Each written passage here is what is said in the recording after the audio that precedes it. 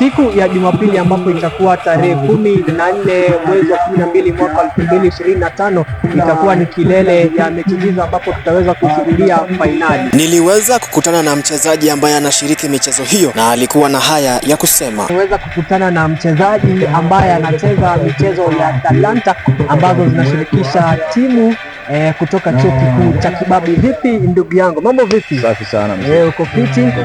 Nasikia hapa mnasalamiana hivi woza au sio? Kabisa. Inakuaje sasa ndugu yangu? Ameshachishi, mimi niko fiti. Uko fiti, uko bie? Sasa najua kwamba wewe ni mchezaji ambaye unachezea timu ya Umoja. Sasa wewe kama mchezaji, hii Talanta tournament inakusaidiaje wewe kama mchezaji tukianza tu?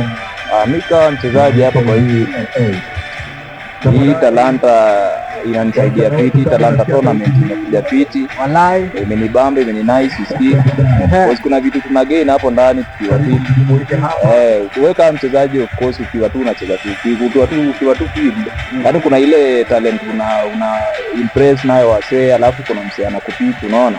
Kwa hiyo alafu pia ukiwa fiti kuna venye tu una gain, unajua mwili inakuwa comfortable, at least unakuwa hiyo strong kukaa hiyo, alafu kuna ile expectation mcheza game, unajua tulicheza tu hapa hivi bure, unaelewa? Unaicheza. Sasa nikuulize wewe, unacheza pale mimi sasa expectation zako ni gani? Labda una expect kuwin hii tournament na uende nyumbani na kitu cha pesa? Yeah, lazima tu win baada ya lazima tu win kwa sababu Umoja, unaona kikosi yetu na kwa fiti.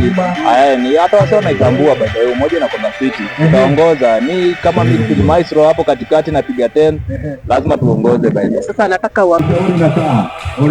kwa habari zaidi za spoti katika chuo kikuu cha Kibabi unaweza nifuatilia kwenye mitandao ya kijamii kama presenter Babuchi.